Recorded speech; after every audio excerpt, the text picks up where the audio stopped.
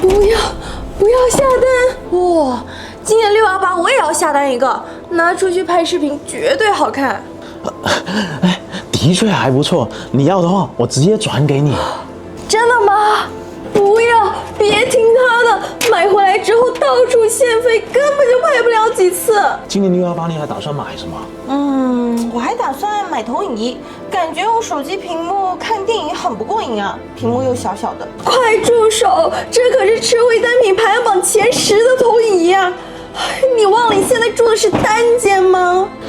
但是你这买回去会经常用吗？哎呀，没关系，买了就会用的嘛。那你还不如入手 AR 眼镜，戴上眼镜就能独享巨幕大屏，还不怕别人偷窥。是吗？听他的，别下单投影仪了。我还是先买投影仪试试吧。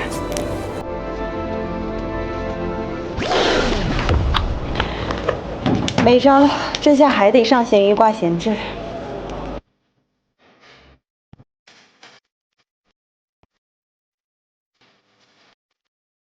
科技有温度，吐槽有风度，整活很鬼畜。这里是主观独立不用放的黑丝科技，我是四姐兔子。618又要到了，是不是感觉钱包蠢蠢欲动？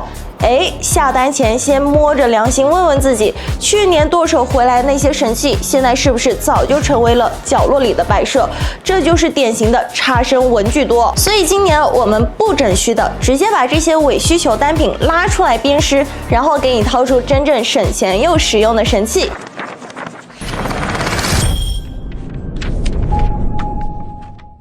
首先是无人机，买它的时候，你是不是觉得自己离拿奥斯卡就差这一哆嗦？现实呢，在城市里想找个能飞的地都难。现在对无人机的管控越来越规范，能拍的地方也没什么很宏伟上档次的建筑了，多半是低矮小房子和树木、草地，再加上刮风下雨不能飞，飞远了又怕炸机。久而久之，买的时候再贵，最终也会失去兴趣，不得不在抽屉里吃灰。所以现在你要问我该拿什么设备才不会吃灰，那我就会直接掏出手头里有的旗舰手机以及它的增距镜套装。像现在的旗舰手机，各家都在影像这块卷得飞起，基本都是一台能打电话的相机，拿来扫街、拍人文或是拍人像都是稳的一批。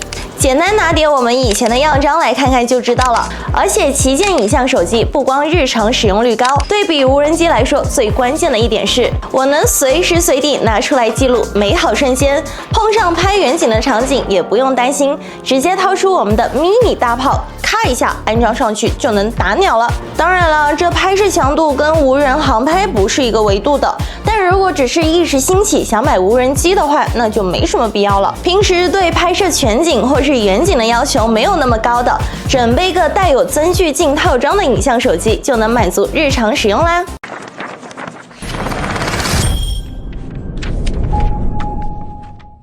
曾经我也以为租房不想买笨重的电视，最优解是入手投影仪，分分钟还能组建个家庭影院轻声版。然而等自己租房几年才发现，这玩意真是个薛定谔的好物，挺难伺候。你想啊，用投影首先得有面够大够平整的白墙吧，其次它对环境光的要求也不低，关灯拉窗帘才有最好的效果。关键是想有影院氛围感，投出100寸大画面就得后退好几米。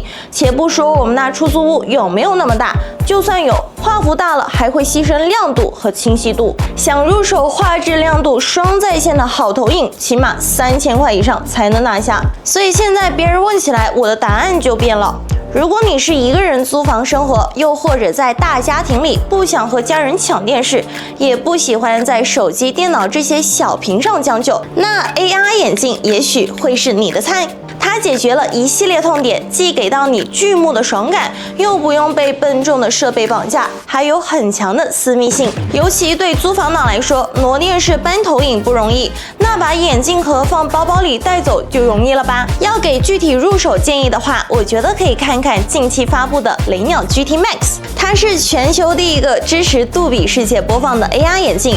本来我也以为这种有 title 的产品价格会很吓人，结果一算账，国五加上618，2200就能到手了。香！论轻便，总共就78克的本体加1根数据线，鼻托和眼镜腿的设计也够给力，戴上去重量分布均匀，不压鼻梁也不夹头，躺平看镜腿也不会顶枕头，眼一睁就轻轻松松能拥有267英寸的巨幕了。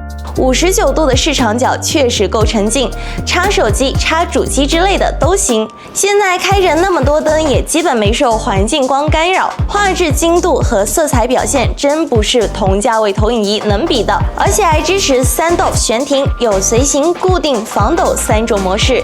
平常我喜欢用随行，怎么扭头屏幕都在眼前，不用像投影仪那样换地方，还得折腾对焦、校正、拉窗帘，灵活的多了。出去玩我也带着，尤其做长途，开了防抖模式，画面稳定，不容易头晕，想看啥都行。现在有沉浸投屏，不怕旁边的人瞄你手机。音质也有点出乎我意料 ，B&O 联调是有点东西的，环绕感很小，低音下潜够深，但不轰头，还可以品品空间音频，确实挺香。趁着618，值得考虑入手。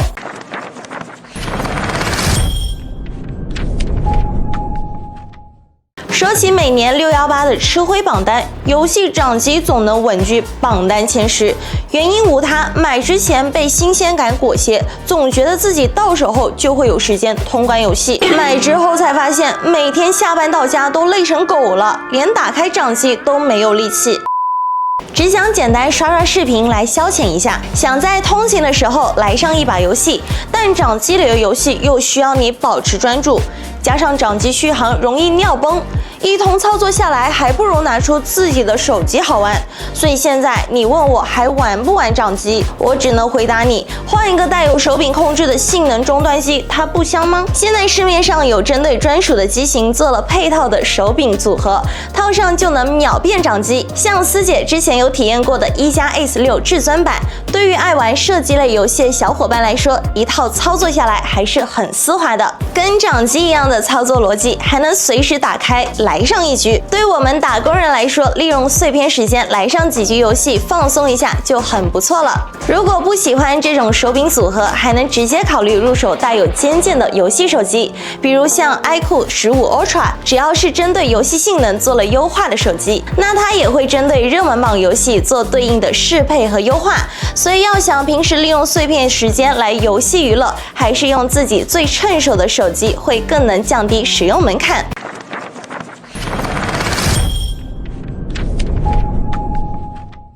想出国旅游，但语言不通怎么办？这时候很多小伙伴就会想着入手一支便携式翻译机，外形像小手机，使用方式却没有手机这么方便。但出门翻译还得来个回合制，必须得等人说完才能翻译，一来一回还不如用手机方便。如果不是经常出境游或是有对外商务的需要，那我们大多数人给自己准备的便携式翻译机就很容易会变成吃灰单品。所以要不想额外再花一笔买翻译机的钱，那直接入手带有 AI 翻译的开放式耳机就能解决这个问题。平时不用翻译的时候，也能拿来通勤听歌，一举两得了，属于是。说说这个翻译功能，现在的耳机像是科大讯飞、南卡、声阔等厂家都有在做，在手机里打开 APP 选择语言之后就能实现配对。比翻译机要方便的一点是，这类的耳机基本都支持实时翻译，除了别人对你说的话能直接传到你耳朵里，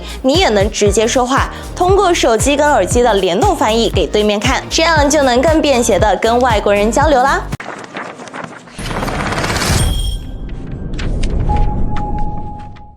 看完这么多吃灰单品，你中招了几个呢？从不经常用的无人机、投影仪，再到掌机和翻译机，我们都在为想象中的需求买单，所以才会出现真实的闲置。与其想这个产品我以后可能会用上，倒不如着眼看现在。真正的效率神器，从来不是功能最多的那一个，而是能完美融入你生活场景，用最高频的方式解决你最痛的那个点的工具。它可能是一副让你沟通无界的翻译耳机，一个随手出片的旗舰手机，或者一副让你在长途旅旅行路上也能拥有私人巨幕的眼镜。所以在下单之前，小伙伴们要做的就是想清楚自己究竟想要的是一个更酷的玩具，还是一个更简单实用的效率神器。好了，本期618避坑指南就到这里，欢迎大家在评论的弹幕留言讨论。卑微四姐在线求点赞、求关注、求转发，谢谢各位绅士能看到最后，我们下期再见啦，拜拜。